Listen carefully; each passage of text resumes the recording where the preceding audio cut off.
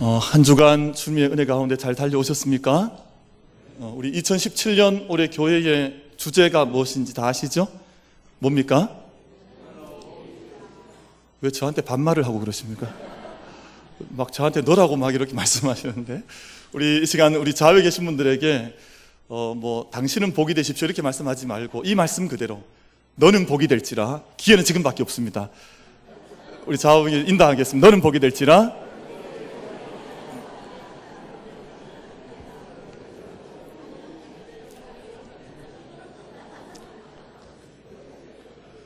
혹시 기분 상하신 분 계십니까? 나는 못 참겠다 이런 분 계실지 모르겠습니다만, 너는 복이 될지라 올 한 해의 저희들의 주제의 말씀인데, 2017년 한 해 동안 달려가는 동안 그 복이 될 뿐만 아니라 또 세상 가운데 복된 존재로 늘 드러날 수 있는 우리 모든 삶이 되기를 주님의 이름으로 축원을 드리겠습니다. 세상이 모든 만들어진 물건은 지은 것 없이 된 것은 아무것도 없습니다. 모든 것들이 다 누군가 만들어야, 지어야 물건이 되죠. 이 앞에 있는 컵이 오늘날 갑자기 여기에 턱 생겼다 이렇게 말하면 정신병원에 가야 됩니다. 이건 누군가가 만들었기 때문에 여기에 존재하는 것. 세상의 모든 것들이 다 그렇습니다. 예배하는 저희도 마찬가지입니다. 저희가 그저 이 자리에 와 있는 것이 아니라 지은 분이 계시기 때문에 저희가 그 지은 분께 이 시간 하나님께 예배하여 나아가는 줄로 믿습니다. 저희 안에 메이드 인 코리아 이렇게 적혀 있지는 않지만 made by God, 하나님에 의해서 만들어진 거거든요. 저희가 옆에 분을 정말 축복하기를 원하는데, 집사님, 장로님, 권사님은 우리 인사하실 때 걸작품입니다. 그렇게 한번 인사하겠습니다. 집사님은 걸작품이십니다. 우리 한번 인사하겠습니다.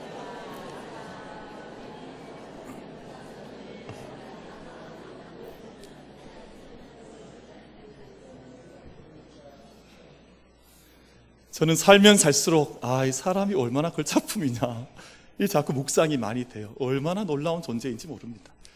저희가 이제 올해 자꾸 익숙해지다 보면 그 놀라움이 자꾸 이렇게 감해지게 되는데, 영성이라고 하는 것은, 하나님 앞에서 믿음으로 산다고 하는 것은 그 걸작품 된 자기 자신을 발견하고, 또 이 세상에 나와 함께 하나님께서 서게 하신 모든 믿음의 가족들과 또 교회가 하나님의 걸작품이라고 하는 것을 늘 새롭게 발견해 나가는 것이 영성이요 믿음인 줄로 압니다. 저희가 늘 옆에 있는 분을 보면 아이고야 쫄작품이다 이러면 안 돼요. 이게 날마다 이게 걸작품이구나, 걸작품을 나에게 하나님께서 주셨구나, 그런 믿음을 늘 함께 고백하는 저와 여러분이 되기를 바랍니다. AI가 두 가지 종류가 있는데요. 하나는 조류독감이 있고, AI 조류독감이라 그러더라고요. 그리고 또 한 가지는 인공지능을 또 AI라 그럽니다. 저희가 2016년, 2017년 이렇게 넘어오면서 이 두 가지 AI가 이 땅에 크게 부각이 되고 또 기승을 부리고 있는 것 같습니다. 근데 인공지능 말씀을 좀 드리려고 그러는데요. 이제는 더 이상 인공지능 AI가 연구실에만 머물러 있지는 않습니다. 이제는 실제로 우리의 삶의 현장으로 AI가 가까이 다가와서 우리 사람과 함께 삶을 함께 하기를 시작을 했습니다. 그래서 일상생활의 영역 속에 이제 AI가 가까이 와 있습니다. 길을 찾아주는 것이라든지, 아니면 또 어떤 청소하는, 집을 치우는 거라든지, 이런 일들도 이제 인공지능이 맡아서 하기를 시작을 했습니다. 조금 더 어려운 일들, 항공기를 실제로 정비한다거나, 아니면 우리 사람의 몸에 있는 암세포, 우리 질병을 진단하고 그리고 거기에 대한 처방을 내리는 일들도 이제는 사람이 아니라 인공지능이 하기를 시작을 했습니다. 아마 뉴스를 다 들으셔서 아시겠습니다만, 작년에 그 이세돌 기사와 함께 대국을 벌였던 무슨 고등학교였습니까? 알파고등학교. 알파고가 최근에 그 한국과 중국에 있는 그 바둑 1위들, 한국의 1위, 중국의 1위를 연쇄적으로 격파하면서 이 뛰어난 바둑의 천재들을, 국수들을 60명이나 이겼다는 거예요. 그러니까 아마 이세돌 기사는 역사 속에 알파고를 이긴 마지막 사람으로 역사 속에 기록될 가능성이 높아진 것 같습니다. 사람이 사람의 음성을 듣는 그 능력을 가리켜서 인식률, 음성 인식률이라고 부르는데, 보통 사람이 사람의 음성을 들을 때 95%, 96% 이해를 하기 때문에 서로 사람 사이의 커뮤니케이션이 가능하다라고 이야기를 하는데요. 인공지능이 사람의 음성 인식률이 95%에 이르렀습니다. 그러니까 이제는 사람이 하는 이야기를 듣고 거기에 기계가 바로바로 사람처럼 응답하는 시대가 된 것이죠. 미국에 있는 IBM이라고 하는 회사에서 인공지능 의사를 만들었습니다. 닥터 왓슨이라고 하는 의사인데 2달 전에 인천에 있는 한 병원에서 이 왓슨을 채용했습니다.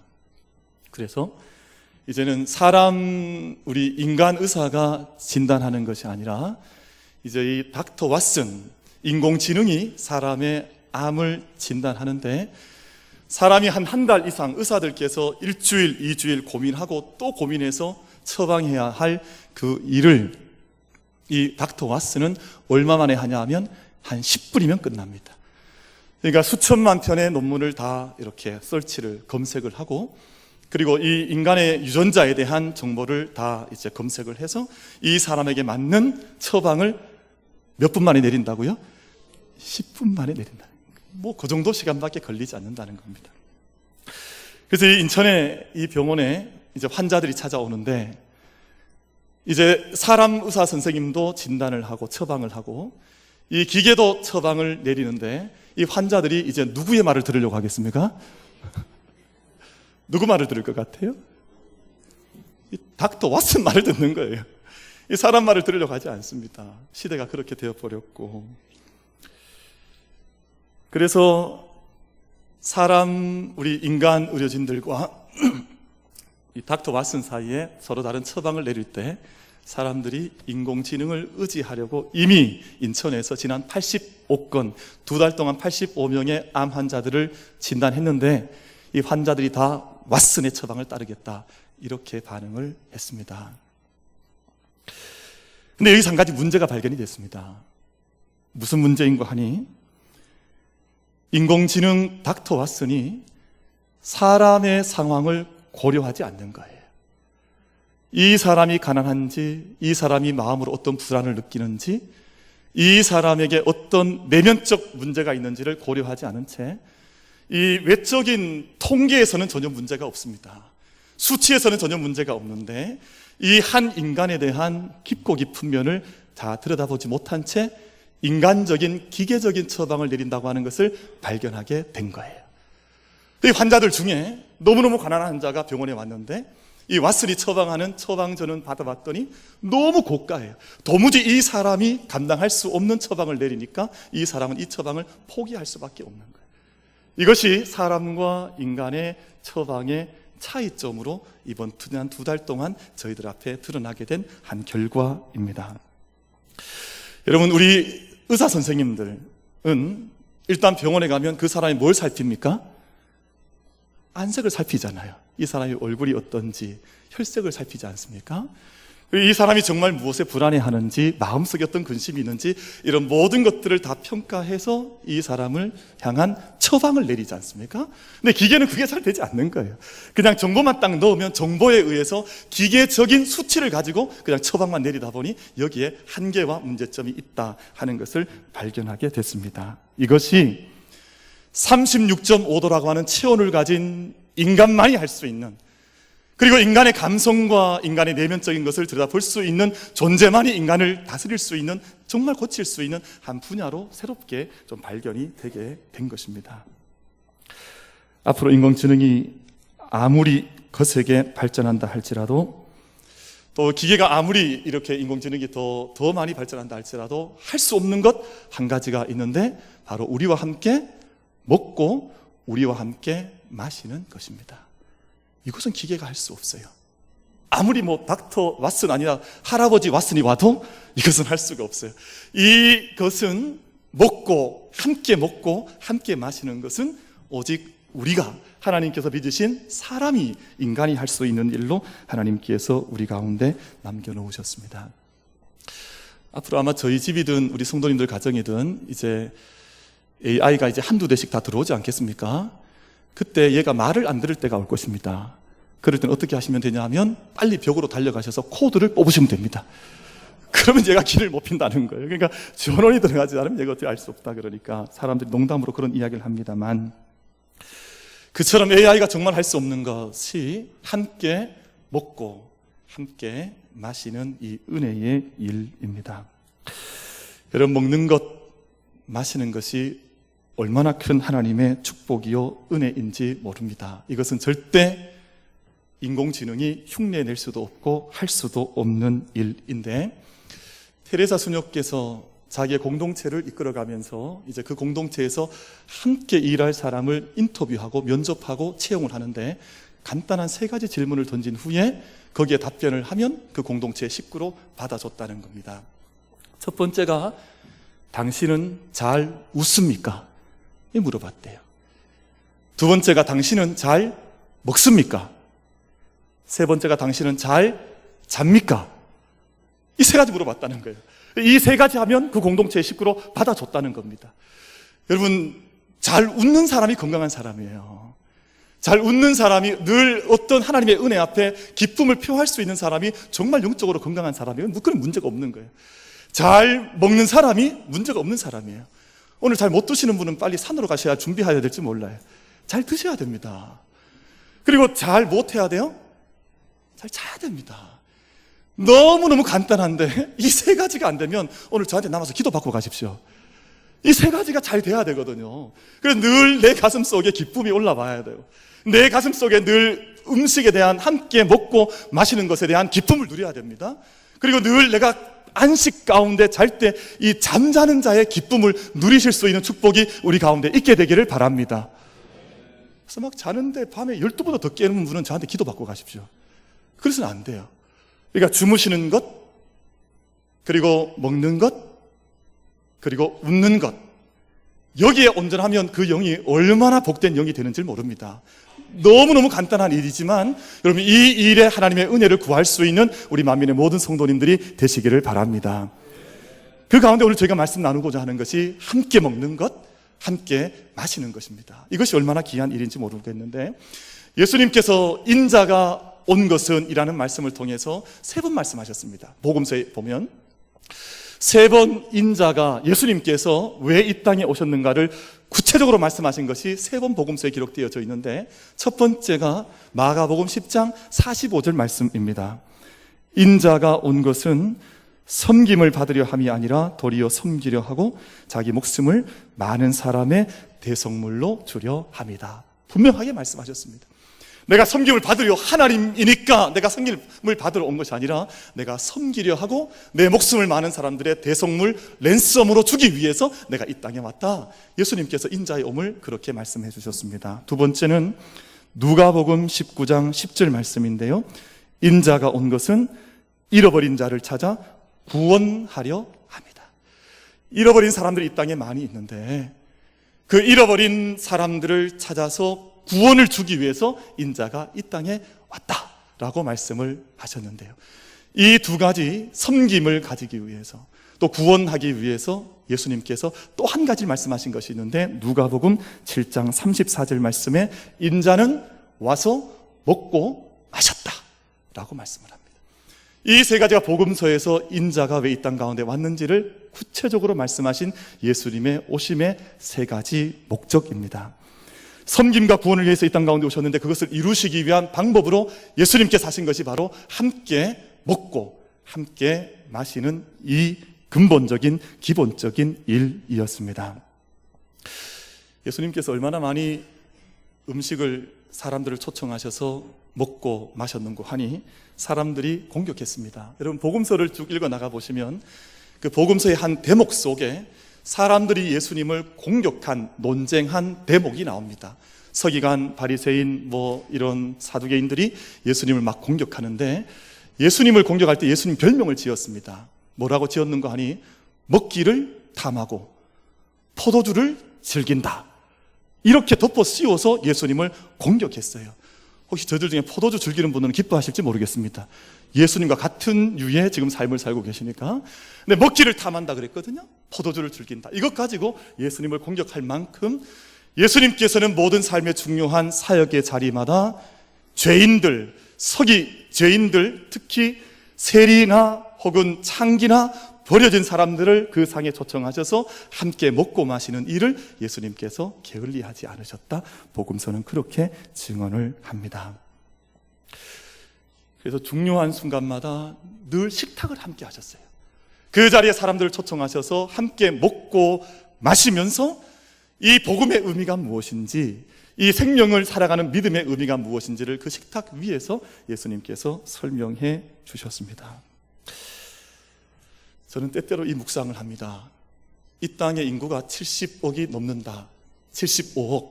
이게 통계가 정확치 않으니까 80억 인구가 넘고, 여러분 이 땅에 동식물은 또 얼마나 많습니까? 근데 이 모든 에코시스템, 이 모든 생태계 안에 생명들이 자기의 먹을 것들을 매일같이 공급받고 그것을 먹으며 생명을 누리고 있는 것이거든요. 저는 이것 한 가지만 묵상해도 하나님께서 이 땅을 먹이시는 은혜가 얼마나 큰가 하는 것에 대한 전율을 느낄 때가 있습니다. 우리가 먹는 것, 마시는 것이 그저 되는 것이 아니라 하나님께서 공급하셔서 섭리하셔서 이 땅을, 이 에코시스템을 움직이고 계신데, 날마다 그 은혜 앞에 믿음의 눈을 뜰 수 있는 우리 모든 성도님들이 되기를 바랍니다. 그래서 식탁을 마주할 때 기도하지 않는 분들은 좀 이상한 분들이에요. 이 감사를 모르는 거예요. 이 섭리를 모르는 거거든요. 우리 식사하실 때는 2017년은 꼭 기도하시기를 바랍니다. 누가 보든 안 보든 관계가 없어요. 하나님 보고 계시기 때문에 하나님 앞에 감사드리고, 자녀들과 함께 밥을 드실 경우에는 반드시 자녀들을 위해서 기도하시고 상을 받으시고. 왜냐하면 예수님께서 늘 그렇게 하셨습니다. 늘 작은 것 하나 가지실 때에도 오병이어 마찬가지잖아요. 높이 드시고 축사하시고, 이게 축복하셨다는 말이거든. 기도하셨다는 말입니다. 그리고 떡을 나누었으니까 늘 작은 식탁 앞에서 하나님 앞에 감사로 나아가는 것이 얼마나 신앙의 근본적인 일이요 귀한 일이냐 하는 것을 성경이 우리에게 말씀하는데요. 여러분, 예수님께서 그래서 먹는 것과 관련해서 우리가 하신 말씀이, 너희는 무엇을 먹을까, 무엇을 입을까 못하지 말라 그랬습니까? 염려하지 말아라. 이 땅에 살아가는 사람들이 늘 염려하는 것이 내가 무엇을 먹을까를 염려하거든요. 제가 저희 어머님 보니까 옛날에 정말 염려를 많이 하시더라고요. 저녁쯤 되시면 내일은 또 무슨 도시락 쌀까, 이 걱정을 얼마나 많이 하시는지. 저희 어머니 뵈니까 애들 도시락, 조카, 그러니까 시누이들 도시락까지 다 싸셨는데 이거 싸시다가 평생을 다 보내신 것 같아요. 늘 그 고민이 많으셨어요. 그런데 근본적인 의미에서 우리의 먹는 것에 대하여 염려하지 말아라. 왜냐하면 너희의 염려함으로 키를 한 자나 더하게 할 수 있느냐? 오히려 먼저 하나님의 나라를 구하고 하나님의 뜻을 구하면, 하나님의 의를 구하면 이 모든 것을 너희에게 더하신다고 하는 믿음의 약속을 붙들고 살아갈 수 있는 저와 여러분이 되기를 주님의 이름으로 축원을 드리겠습니다. 그래서 기도할 수 있는데 염려하는 것 아닙니다. 기도할 수 있는데 낙담하는 것 아닙니다. 예수님께서 가나 혼인잔치 집에 찾아오셔서 그 집에 포도주가 다 떨어져 갈 때 물로 포도주를 만드셔서 그 잔치가 끝나지 않도록 예수님께서 역사해 주셨습니다. 누가복음 24장 말씀을 보면 낙심하여 엠마오 마을로 가던 두 제자에게 예수님께서 나타나셔서 그들을 위하여 상을 베풀어 주시고 떡을 떼어 주실 때 그들 마음속에 뜨거운 마음이 올라왔다 그랬습니다. 예수님의 상에 참여하는 자들, 예수님의 은혜 안에서 먹고 마실 수 있는 믿음의 사람들 심령 속에 뜨거움의 영적인 은혜가 임하게 되는 줄로 믿습니다. 마찬가지이죠. 요한복음 21장 말씀을 보면 밤새껏 고기 잡으려고 했으나 한 마리 잡지 못했던 제자들에게 예수님 찾아오셔서 배 오른편에 그물 내려라 말씀했더니 그물 던졌고 거기에서 그물이 찢어질 만큼 고기가 올라오지 않았습니까? 근데 그 분이, 그렇게 말씀하시는 분이 예수님이다, 주님이라는 것을 알고 베드로가 뛰어내려서 제자들이 그 물가에 올라왔을 때 예수님께서 숯을 피워 놓으시고 그 숯 위에 떡도 구워 놓으시고 물고기도 구워 놓으셔서 함께 제자들에게 그 상을 베풀어 주지 않으셨습니까? 그리고 오늘 말씀 보면 예수님께서 지상의 사역을 마지막 마무리하시면서 마지막으로 주의 만찬, 라스 서퍼라 그러지 않습니까? 마지막 상을 베푸시고 제자들 초청하셔서 그 자리에서 예수님의 마지막 부탁과 축복을 허락해 주셨습니다. 우리 사랑하는 만민교회 성도 여러분, 우리가 떡과 포도주로 상징되는 양식이 없으면 우리가 한순간도 살 수 없는 것처럼 우리 주님께서 떡과 포도주로 상징되는 하나님의 가장 근본적인 은혜를 우리에게 허락해 주셨으니 늘 우리가 함께 먹고 함께 마실 때마다 주님의 도우심, 주님의 은총, 주님의 능력과 사랑 속에 함께 들어가 믿음의 길을 달려갈 수 있는 우리 모든 만민의 성도님들이 되시기를 축원을 드리겠습니다. 여러분, 그래서 가능한 교회와 우리 성도의 삶 속에는 식사의 교제와 초대가 많은 것이 좋습니다. 어떤 분들이 그런 이야기해요. 뭐 교회는 매일 모이면 먹고 마시기만 하냐, 뭐 그런 흉보는 사람들이 많아요. 그런데 그럼 교회는 원래 먹는 곳이 맞습니다. 왜냐하면 그 초대교회 당시의 역사 문헌들을 읽어보면 이 가나안 땅 예루살렘 지역을 통치했던 총리들이 황제에게 편지를 보내는데 이상한 그룹들이 나타났다. 이 사람들은 낮에 모이면 함께 자기들이 섬기는 신을 향해서 노래하고 함께 어떤 식사를 한대. 그게 성찬이죠. 그리고 다 흩어지고 나서는 저녁 때가 되면 또 모여서 또 애찬을 또 어떤 식사를 한다. 이렇게 보고를 했습니다. 그러니까 초대교회 때부터 교회는 먹고 마시는 공동체가 맞습니다. 그래서 이제 누가 너네 교회는 맨날 먹고 마시냐 그러면 맞다, 우리 교회는 먹고 마신다, 이렇게 대답하시면 됩니다. 정말 먹고 마시는 게 맞아요. 원래 식사는 교회 모임의 상징이었습니다. 함께 한 상에 둘러앉아서 함께 먹는 것입니다. 함께 마시는 것입니다. 2017년 우리 선교 회장님들 계시죠? 아마 1, 2, 남, 3 이렇게 남선교회 각 회장님들, 임원들이 이 자리에 계실 텐데 올해는 다른 사업 너무 많이 하려고 하지 마시고 회원들 많이 초대하셔서 식사교제를 많이 하시기를 바랍니다. 아멘이 좀 작다, 그죠? 올해는 무조건 많이, 다른 것 복잡한 거 하려고 그러지 마세요. 또 사업을 많이 하려고 그럽니까? 함께 한 상을 마련해서 함께 초청하여서 함께 먹고 함께 마시는, 여러분 이게 하나님의 공동체, 원래 이것이 믿음의 교회의 상징적인 그림으로 하나님께서 우리에게 부탁하신 내용입니다. 요즘 신조 가운데 혼밥, 혼술 이런 말이 생겼습니다. 뭐냐 하면 혼자 밥 먹는 사람들, 그리고 혼자 술 마시는 사람들, 이런 뜻이 혼밥, 혼술. 근데 이 인구가 점점점 늘어나서 지금 우리 인구의 약 27%, 28%가 됐다 그래요. 여러분, 점점 혼자 밥을 먹다 보니까 외로운 늑대가 나타나는 거잖아요. 질병이 생깁니다. 영적으로 건강하지 않습니다. 그러니까 이거 상수는 얼마나 뛰어난지, 또 이런 사람들을 위한, 혼밥하는 사람들을 위한 또 밥을 또 만들어서 팔아요. 이걸 권장합니다. 여러분, 이런 때에 저희가 정말 함께 먹고 함께 마시는 은혜를, 그 은혜의 깊이를 알고 함께 참여할 수 있는 은혜가 우리 재단 가운데 이루어질 수 있게 되기를 간절히 바랍니다. 여러분, 최후의 만찬 저희가 그림을 잘 아실 텐데요. 그 말씀 속, 그 그림 속에 보면 가룟 유다가 나옵니다. 근데 그 그림은 사실은 어찌 보면 반쪽짜리 그림일지 몰라요. 왜냐하면 최후의 만찬의 마지막 자리에는 가룟 유다가 있지를 않았습니다. 성경을 깊이 읽어보면 가룟 유다는 처음 성찬이 베풀어지던 그 자리에만 참여한 이후에 요한복음 13장에 의하면 저는 한 조각 떡만 받은 채 어둠 속으로 나갔더라 라고 말씀을 합니다. 그 상에 참여하지 못한 겁니다. 그 축복의 자리에 함께하지 못한 겁니다. 요한복음 13장 말씀에 의하면 함께 그 자리에 받았던 자는 축복의 잔이라 그랬습니다. 그 자리에 그 상이 얼마나 복된지, 약속 있는 그 상에 참여할 때 그 그릇, 그 상, 그 자리 축복의 자리였음에도 불구하고 가룟 유다는 그것을 받지 못한 채 어둠 속으로 홀로 나아가 마귀에 사로잡혀 자기의 어둠의 일을 행했다라고 복음서는 기록을 하고 있습니다. 예수님께서 이 성찬을 베푸시면서 하신 새 언약, 새 계명이 있지 않습니까? 요한복음 13장 34절 말씀, 새 계명을 너희에게 주노니 서로 사랑하라. 내가 너희를 사랑한 것 같이 너희도 서로 사랑하라. 너희가 서로 사랑하면 이로써 모든 사람이 너희가 내 제자인 줄 알리라. 이 말씀을 새 언약, 새 계명이라고 하는데요, 가룟 유다는 이 말씀을 받지 못한 겁니다.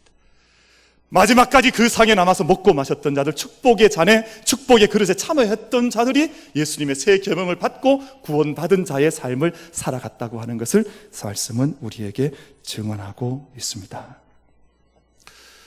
여러분, 그런데 문제는 오늘 고린도 교회가 오늘 본문 속에 고린도전서 11장 말씀 속에 이 함께 먹고 마시는 일에서 하나님의 은혜를 바르게 감당하지 못했다는 것입니다. 먹고 마실 때 주님의 죽으심과 사랑을 기억하지 못했습니다. 그 상에 주님께서 임재해 계시다고 하는 것도 성도들이 알지를 못했습니다. 그저 먹는 것 자체, 음식 자체에 관심이 많다 보니 먼저 온 자들이, 부유한 자들이, 힘 있는 자들이 먼저 음식을 많이 먹다 보니 그 자리에 가난한 사람들, 소외된 사람들은 그 상에 참여하지를 못했다 그랬습니다. 또 포도주를 일부분의 사람들만 많이 벌컥벌컥 마시다 보니 어떤 사람은 그 상에서 취한 사람들까지 나왔다고 오늘 저희가 읽었던 말씀 속에서 기록하고 있습니다. 이것이 교회 가운데에서 함께 먹고 함께 마시는 은혜를 누리지 못했던 고린도 교회의 부끄러운 모습을 말씀하면서 사도 바울이 오늘 저희들에게 권고하는 바가 몇 가지 있는데 간단히 말씀을 드리면, 나는 이것을, 이 먹고 마시는 것을 주님께 직접 받아서 너희에게 권하노니 몇 가지 당부를 합니다. 너희가 함께 먹고 마실 때마다 나를 기념하라, 하나님을 기억하라는 것입니다. 너희가 먹고 마실 때마다 내가 주님이 다시 오실 때까지, 주님이 이 땅에 재림의 주로 오실 때까지 너희 먹고 마시는 거룩하고 따뜻한 생명의 일을 그치지 말고 늘 계속해서 해나가라, 그 부탁을 하고 있습니다. 그리고 먹고 마실 때마다 자기를 살펴서 이 음식에 참여하라고 말씀합니다. 여러분, 이 단순한 몇 가지 말씀만 우리 마음속에 새기고 지켜도 이 땅이 천국으로 변할 줄 믿습니다. 여러분, 사람들이 자기의 상만을 가져와 욕심 부리니까 이 땅의 죄가 더 깊어져서 이 땅에 이만한 고난과 고통이 있는 것 아닙니까? 주님이 함께 하신 것을, 임재하심을 기억하고 자기 몸을 살피고 이것을 끊임없이 함께 받을 때마다, 함께 먹고 마실 때마다 가정에서 주님을 기억할 수 있고, 여러분 교회가 먹고 마실 때마다 주님의 임재하심을 기억할 수 있다면 이 땅 가운데 정말 하나님의 나라가 현재적으로 임한 것을 우리가 경험할 수 있지 않겠습니까? 저희들 주변에 사랑하는 사람이 있으면 여러분, 사랑하는 사람을 언제 기억할 수 있습니까?